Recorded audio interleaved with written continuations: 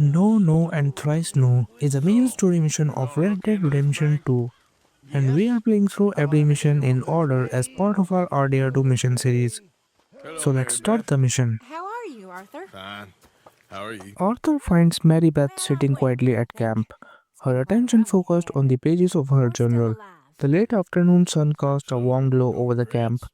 Regrets creating for a rare what? moment of calm For amid the all group's this constant time struggles. maniacs. As he joins You're her, a the girl two who settle outlives into this an world. easy Life is companionship. very The scary. quiet rustling of You pages and boys the care for distant me sounds of the before gang's no one daily cared for me. activities filling the air. Life weren't very nice, Arthur. Not after Mama got typhoid, and that was a long time ago. Sure. What about you? I heard you ran into that Mary girl. Yep. And? Got me thinking how that all ended. Long time ago now. What happened? Well, she didn't love me enough, I guess. Or I wouldn't change. Well, she was a fool then, Arthur. Well, she put a lot of good years in on an outlaw. She definitely was a fool. In these books, life seems so simple, but in The reality... moment of peace is short lived. Miss Grimshaw approaches with hurried steps, her usual stern expression now laced with urgency. What? Without hesitation, she delivers alarming news. Tilly has been taken by the Formans, the gang she once ran with. Been doing here, but I can tell you what they're going to be doing here. Dying. Sure. Do we need more guns? You and I can handle this, Arthur. The weight of the situation sinks in immediately. Tell you on the way. The four men are dangerous, and if they have Tilly, there's no telling what they might do. All right, head for roads. Arthur stands out without a second thought, his mind already shifting into action. There is no time to waste. He gathers his gear, preparing to ride out without hesitation. Tilly's family, and family doesn't get left behind. As the group sets out toward Radley's house, the urgency of the situation looms over them. The foremen are not the type to let go of a grudge, especially after one of their own was killed. Tilly had defended herself, but that didn't matter to them. They wanted revenge. Down here. You don't know what happened? She killed one of them for good reason, but clearly they don't see it that way. Tilly? Yes. Young Tilly Jackson isn't as sweet and innocent as you might think. Riding in the carriage, the horses kick up dust along the trail as the camp fades into the distance. Arthur keeps his focus on the road ahead, while Miss Grimshaw, unwavering as ever, sits beside him, her expression set in stone. She has always been fiercely protective of the woman in the camp, and the thought of Tilly being in danger has clearly ignited something in her. As Radley's house comes into view, the group slows their approach. The place is little more than a rundown building, standing alone in the open, with one of the foremen stationed out front. He eyes the approaching carriage with suspicion. Without hesitation, Miss Grimshaw steps forward, her voice shifting into a convincing act. She weaves a lie so smoothly that the guard barely has time to question it. For a moment, it seems as if he might let them pass. But before he can react further, Grimshaw strikes with deadly precision. The man crumples instantly, never knowing what to hit him. Arthur watches with approval. Grimshaw may not be the gang's best gunslinger, but she is more than capable of handling herself. Tilly is inside, and they are not leaving without her. Arthur moves swiftly, gun drawn, and spots a foreman thug lurking inside. The man barely has time to react before Arthur pulls the trigger. The gunshot ringing through the house. The body slumps to the floor, lifeless.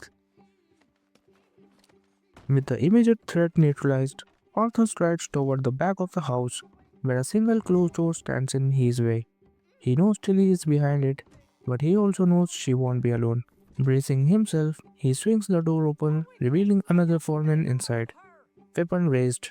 Instinct kicks in, Arthur's vision sharpens as he activates his dead eye. Time slows, his revolver already aimed before the man can react. A single well-placed shot takes him down before he can even move. As the dust settles, Arthur quickly scans the room.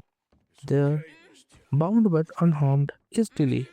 She looks up, relief washing over her face. The foreman's made a mistake taking one of their own. Now it's time to get her out of here. Come along, miss. Thank you, both of you. What happened? As Arthur and Miss Grimshaw lead Tilly outside, the cool evening air is thick with the tension of unfinished business. The job isn't done yet. The foremen won't let this go without a fight. There they are. Come on. Tilly, grab that gun! Arthur hands Tilly a revolver without hesitation. She takes it with a steady grip, her expression hardened. She's not the same frightened girl who once ran with this gang. She's stronger now and she's ready to face them. All right, get after them! Wasting no time, Arthur and Grimshaw mount up, spurring their horses forward. The remaining foremen, realizing their captives have escaped, bolt down the trail in a desperate attempt to flee. They don't get far. Gunfire cracks through the night as Arthur and Grimshaw cut them down one by one, their horses thundering through the brush. As the last of the runners fall, one man remains, Anthony Foreman, the gang's leader. He rides ahead, pushing his horse to the limit, but there is nowhere left to turn. Tilly wants him alive and Arthur isn't about to disappoint. Switching his revolver for his lasso, Arthur closes the distance. With a practiced flick of his wrist, the rope sails through the air, catching Foreman cleanly. He is yanked from his horse, crashing hard into the dirt. The chase is over. Now it's time to decide what to do with him. As Arthur drags Anthony Foreman through the dirt, the gang's leader spits curses. Struggling against the rope, he doesn't take kindly to being tested, and he makes sure they know it. His voice is lit with resentment as he brings up Tilly's past, reminding them all that she killed his cousin. He speaks as if that alone justifies everything, as if she deserves whatever they had planned for her. Arthur doesn't let it slide. He fires back, making it clear that Tilly did what she had to do. She wasn't something defenseless victim. She fought to survive, and if the foremen thought they could just come after her without consequence, they were wrong. Take her to spell it right. The ride back to the house is tense, Anthony grumbling the whole way, but there is no sympathy for him. When they arrive, Tilly stands tall, revolver still in hand. She doesn't flinch at the sight Anthony bound and humiliated. Instead, she makes her demand clear.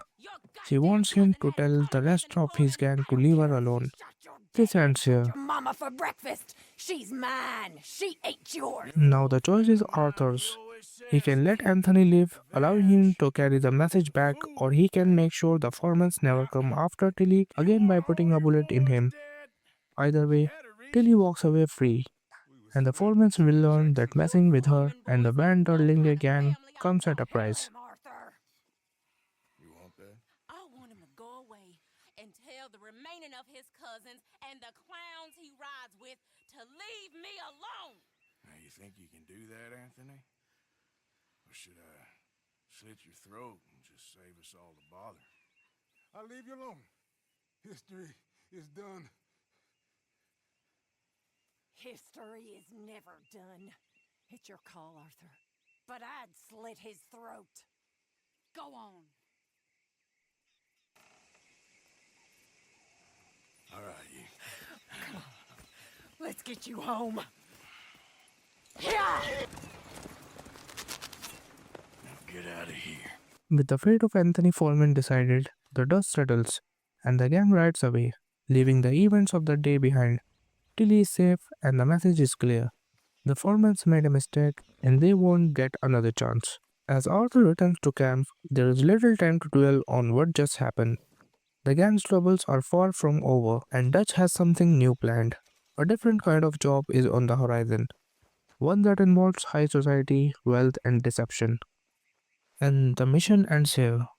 Hope you like the video, and don't forget to like, share, and subscribe. See you at the next mission.